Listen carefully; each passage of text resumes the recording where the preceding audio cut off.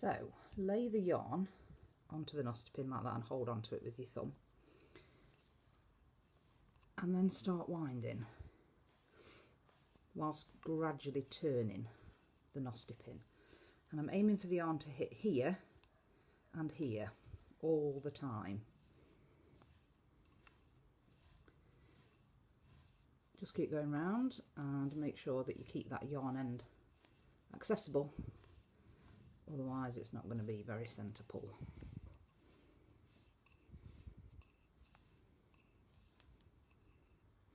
Just yanking a bit more out of there.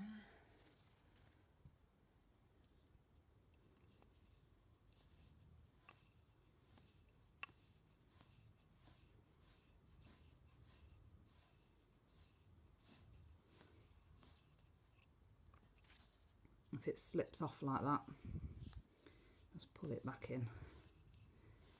And even when I'm in the middle of the ball, I like to try and keep it super neat and fill in all the little gaps, but especially when I get to the outside, and that's why they look so neat.